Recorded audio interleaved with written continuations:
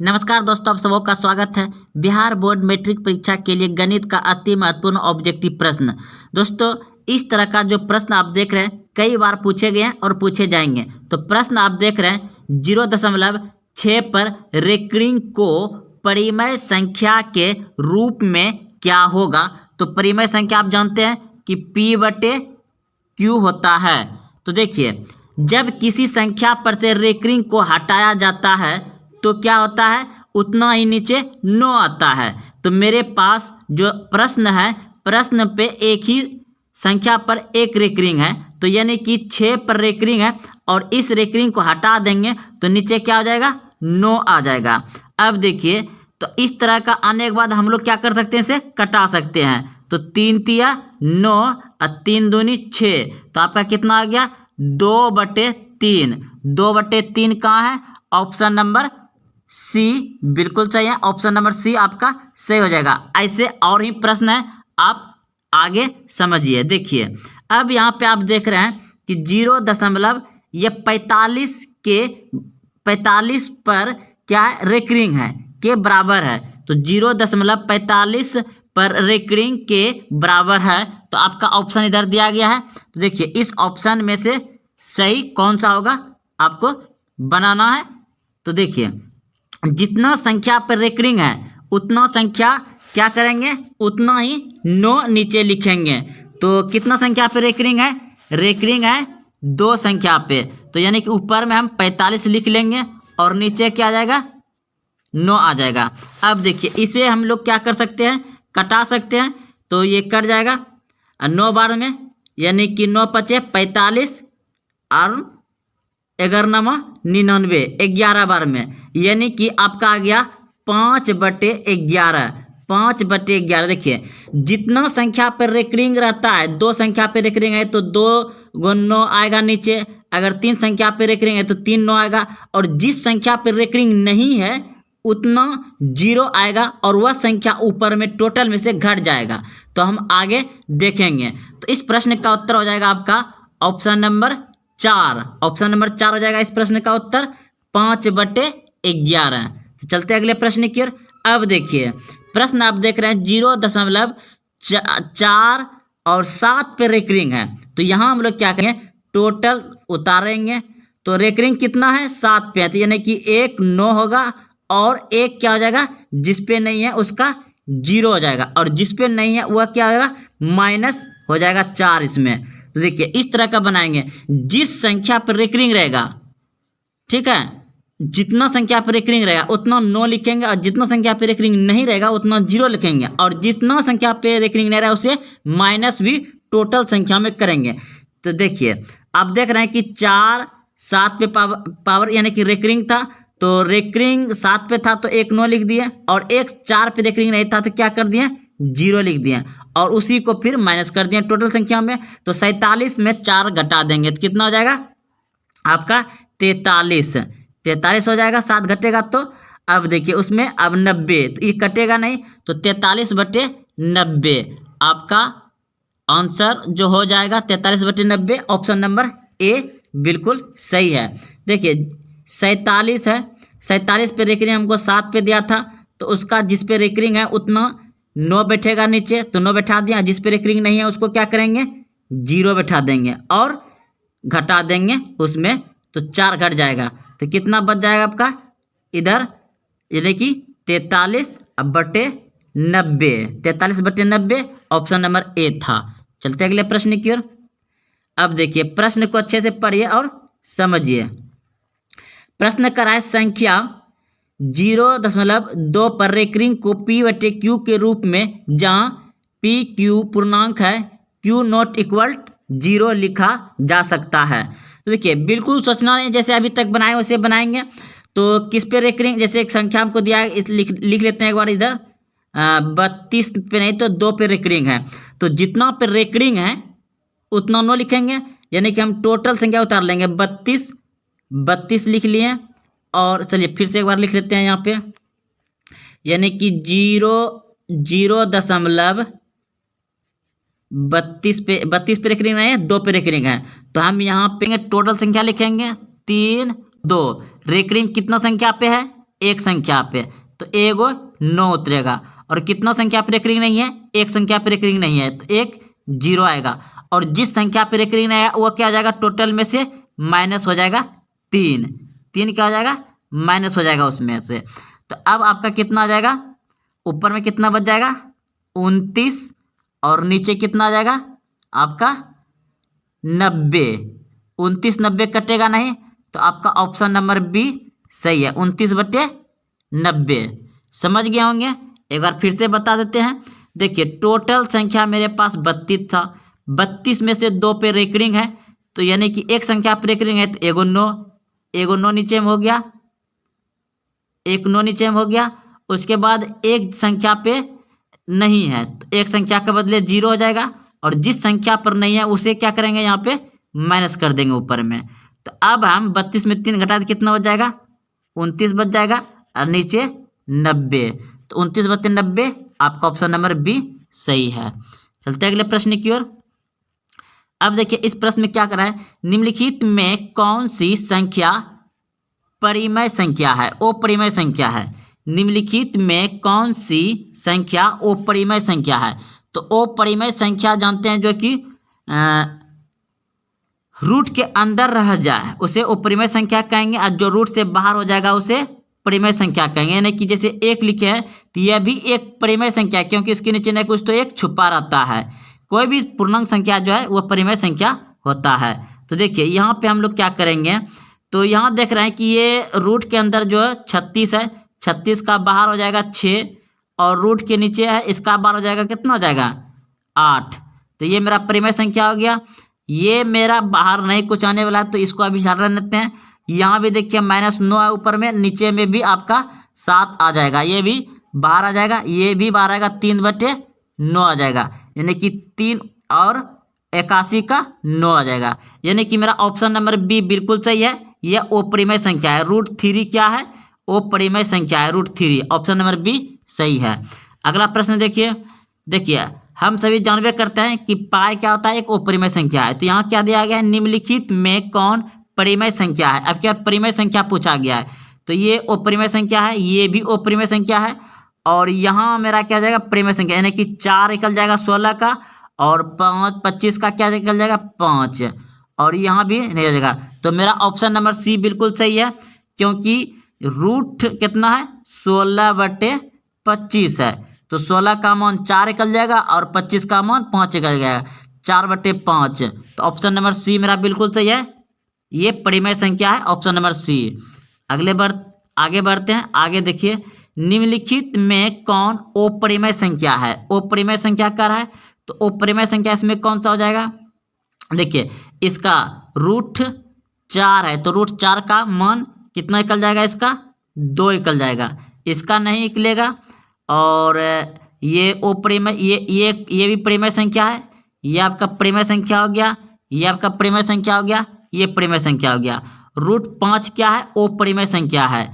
√5 क्या है, अपरिमेय संख्या, क्योंकि ये बाहर नहीं निकलेगा, ये अपरिमेय संख्या हो जाएगा। तो ऑप्शन नंबर बी सही है। और बाकी बाद इधर सभी परिमेय संख्या है, क्योंकि इसके बाहर हो जाएगा 2, और ये तो 3 है, ये है नहीं कुछ तो इसके नीचे 1 है, और ये तो परिमेय संख्या है। ये परिमेय संख्या आप लोग सभी जानते हैं, P/Q। चलते अगले प्रश्न की ओर। अब देखिए यहाँ पे क्या हो जाएगा आपका, मतलब √10 गुना √15 बराबर है। तो देखिए इसमें क्या करेंगे, इसे आप तोड़ दीजिए, यानी कि इसको गुना करेंगे 5 दूनी 10, ये भी हो जाएगा। अब 15 को तोड़, क्योंकि इसमें एक जैसा क्यों लिखे, दोनों रूट एक ही जैसा है, इसलिए हम लिख दिए। तो अब यहाँ पे लिखेंगे हम, क्या लिख देंगे, गुना 3 गुना 5, तो यह 15 हो जाएगा। अब देखिए इसमें 2 छुपा रहता है, तो हम 2 को क्या करेंगे, बाहर निकाल लेंगे जोड़ा लगा करके, एक ये 5 और एक ये 5, तो ये दोनों बाहर हो जाएगा, तो 5 बाहर हो गया। अब रूट अंदर क्या रहेगा 3, यानी कि ये 3 और 2, तो 3 दूना 6, तो 5√6, 5√6, ऑप्शन नंबर ए सही है, 5√6 हो जाएगा इसका। चलते अगले प्रश्न की ओर। प्रश्न देखिए कह रहा है, सबसे छोटी अभाज्य संख्या कौन है। तो सबसे छोटी अभाज्य संख्या होता है आपका 2, ऑप्शन नंबर सी सही है, सबसे छोटी अभाज्य संख्या 2 होता है, ऑप्शन नंबर सी सही है। अगला प्रश्न देखिए, अब देखिए इस प्रश्न को पढ़े और उत्तर दीजिए। क्या रहा है? आंकड़े 7, 0, 4, 13 का माध्य क्या होगा? तो माध्य बराबर जानते हैं आंकड़ों का कुल योग बटे आंकड़ों की कुल संख्या। तो देखिए सबको कुल योग मतलब सब संख्या को जोड़ देंगे, सभी संख्या को जोड़ देंगे तो 13, 7 कितना हो गया? 13, 7, 20 और 24 और 24 प्लस 0 कितना हो जाएगा? 24 हो जाएगा। यानी कि टोटल कुल संख्या आ गया 24 और संख्या कितना है? 1, 2, 3, 4 संख्या है, तो जितना संख्या उससे भाग दे देंगे। माध्य बराबर होता है कुल आंकड़ों का योग बटे कुल संख्या। तो संख्या क्या गो है? 1, 2, 3, 4 संख्या है, तो 4 संख्या लिख दिया और ऊपर का सभी को जोड़ दिया, 24 हो गया। तो ये कर देगा 6 चौंगे 24 यानी कि 6 बार में। तो ऑप्शन नंबर बी बिल्कुल सही है। माध्य कितना आ जाएगा इसका? 6।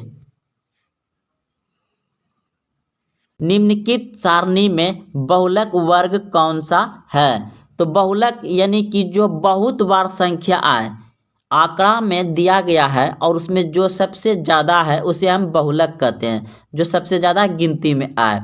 तो देखिए तो इस प्रश्न को कैसे बनाना है। हम देख रहे हैं कि 0 से 5 तक, 0 से 5 तक कितना बार आ रहा है? 2 बार आ रहा है। और 5 से 10, 5 से 10 कितना बार आ रहा है?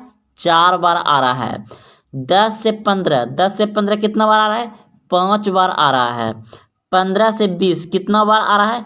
4 बार आ रहा है। तो सबसे अधिक बार कौन आ रहा है? तो सबसे अधिक बार आ रहा है आपका ये जो कि 5 बार आ रहा है, 10 से 15। तो 10 से 15 आपका ऑप्शन नंबर सी बिल्कुल सही है।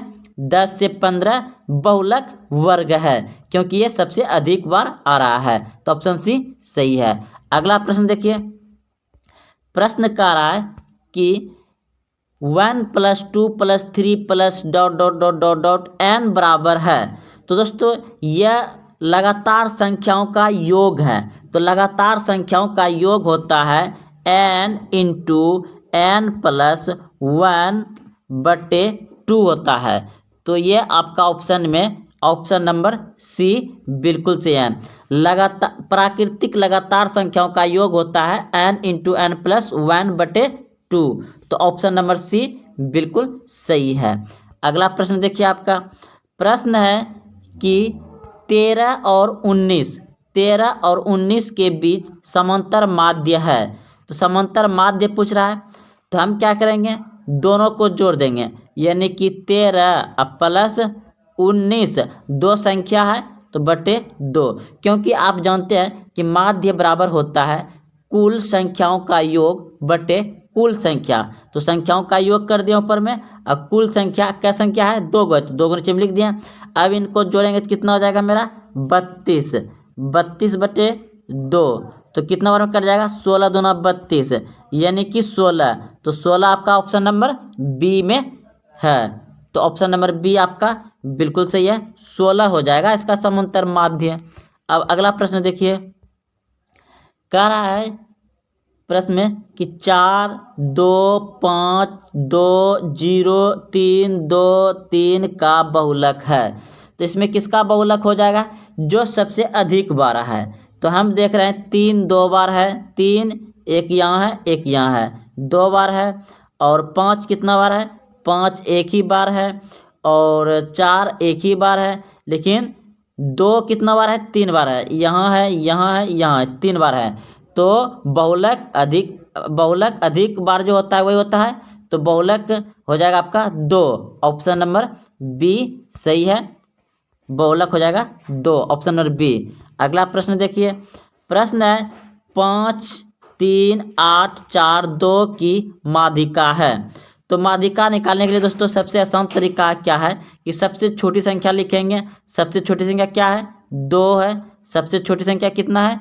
2 है। तो 2 लिख लिए। इससे बड़ी संख्या कौन सा है? 3, 3 को लिख लिए। 3 से बड़ी संख्या कौन है? 4, 4 लिख लिए। 4 से बड़ी संख्या कौन है? 5, 5 लिख लिए। 5 से बड़ी संख्या कौन है? इसमें से डायरेक्ट 8 है तो 8 लिख लिए। अब क्या करेंगे? देख लीजिए एक बार मिला लीजिए। 2, 4, 5, 5 संख्या है तो यहाँ भी 2, 4, 5 संख्या है। अब तो इस तरह से लिखने के बाद एक इधर से हटाएंगे एक इधर से हटाएंगे, एक इधर से एक हटाएंगे एक इधर से हटाएंगे। जो बीच में बच गया वही मेरा माध्यिका हो गया। अगर 2 को बच जाता है तो दोनों को जोड़ के 2 से भाग दे देते हैं। तो कितना बीच में बचा 4, तो ऑप्शन नंबर बी मेरा बिल्कुल सही है। तो माध्यिका कितना हो जाएगा 5 3 8 2 4 की माध्यिका कितना हो जाएगा 4, ऑप्शन नंबर बी सही है। अगला प्रश्न देखिए, प्रश्न ये भी माध्यिके है। कह रहा है कि 2 6 5 4 3 1 की माध्यिका होगी। तो हम क्या करेंगे, छोटी संख्या से बड़ी संख्या हम बैठा देंगे। तो सबसे छोटी संख्या 1 है, उसके बाद 2 है, उसके बाद 3 है, उसके बाद 3 के बाद 4 भी है, 4 के बाद 5 भी है, 5 के बाद 6 भी है, और है कितना संख्या है 1 2 3 4 5 6 संख्या है। तो मेरा भी यहाँ 6 संख्या हो गया है। तो क्या करेंगे, एक इधर से काट देंगे, एक इधर से काटेंगे, एक इधर से, एक इधर से, और मेरे पास क्या कितना संख्या बच गया 2 संख्या बच गया। यानी कि जब 2 संख्या बच गया तो दोनों को जोड़ देंगे, 4 3 7 हो गया, 7/2 हो गया। अब इसको कटा दीजिए, 3 दूना 6, 3 दूना 6 कट गया, बचे कितना 1, यानी कि दशमलव दे देंगे उसमें, तो कितना हो जाएगा वो 10 हो जाएगा। तो 5 दूनी 10, तो आपका 3 दूना 6, सॉरी दोस्तों यहाँ पे 3 हो जाएगा, 3 दूना 6, और बच गया आपका कितना 1, तो दशमलव बैठा दिए, दशमलव बैठाने के बाद 5 से भाग लगेगा, 5 दूनी 10, यानी कि 3.5, यानी कि 7 का अध्ययन कितना होता है 3.5। तो ऑप्शन नंबर बी बिल्कुल सही है, 7 का अध्ययन, क्योंकि इन दोनों को जोड़े थे, 4 3 7 हो गया, 7 में 2 से भाग दे दिए, अध्ययन कर दिए उसको, तो 3.5 हो गया। चलिए अगले प्रश्न की ओर। प्रश्न है आपका, आंकड़ा 8 10 15 6 5 25 30 का परिसर है। परिसर जब भी दोस्तों पूछे तो क्या करिए, सबसे बड़ी संख्या को पकड़िए। इसमें सबसे बड़ी संख्या कहाँ है आपका 30, 30 को लिख लीजिए। उसके बाद देखिए दोस्तों, सबसे छोटी संख्या को पकड़िए। सबसे छोटी संख्या कितना है, सबसे बड़ी संख्या 30 था, और सबसे छोटी संख्या कितना है 5, तो 5 इसमें घटा दीजिए, तो कितना बच जाएगा आपका 25। तो आपका यही आ गया 25, ऑप्शन नंबर ए बिल्कुल सही है। कितना परिसर है 25 है। तो चलिए अगले प्रश्न की ओर। प्रश्न है अब आपका, ये भी परिसर ही है, कह रहा है 24 15 22 13 19 10 तथा 30 का परिसर होगा। तो सबसे बड़ी संख्या इसमें से क्या है मेरा 30 है, तो 30 को रख लिया। उसके बाद इससे सबसे छोटी संख्या कितना है मेरे पास, इससे छोटी संख्या, इससे छोटी संख्या 9 है, इससे और छोटी है नहीं है। तो क्या करेंगे, इसमें 9 को घटा देंगे, तो कितना बच जाएगा 21, 21 आ जाएगा। तो 21 कहाँ है आपका, 21 है ऑप्शन नंबर डी में। तो इस प्रश्न का उत्तर हो गया आपका ऑप्शन नंबर डी। परिसर जब भी पूछे दोस्तों तो बड़ी संख्या पकड़िए और छोटी संख्या को क्या करिए घटा दीजिए। तो 30 में 9 गया कितना बच गया 21, option number A sorry D बिल्कुल सही है 21। चलते अगले प्रश्न की ओर। प्रश्न आपका है कि वर्ग अंतराल 110 से 130 का वर्ग चिन्ह होगा। 110 से 130 के बीच में क्या होगा, वर्ग चिन्ह पूछ रहा है। तो दोस्तों इसके बीच में हो जाएगा 120, क्योंकि 110 है, फिर 120 130, यानी कि 120 हो जाएगा, इसका बीच में यही आ रहा है। तो मेरा ऑप्शन नंबर डी सही है 120, ऑप्शन नंबर डी 120 सही है। अगला प्रश्न देखिए। प्रश्न कर रहा है कि 13013 का बहुलक होगा। तो साफ इसमें दिखाई दे रहा है कि 3 अधिक बार है, तो इस प्रश्न का ऑप्शन नंबर डी बिल्कुल सही है, 3 बहुलक हो जाएगा। तो दोस्तों ये सभी बहुत ही महत्वपूर्ण ऑब्जेक्टिव प्रश्न थे जो कि बिहार बोर्ड मैट्रिक परीक्षा में पूछे जाते हैं। अगर आप यहाँ तक पहुँचे हैं तो कमेंट, लाइक और अपने दोस्तों में शेयर जरूर करें।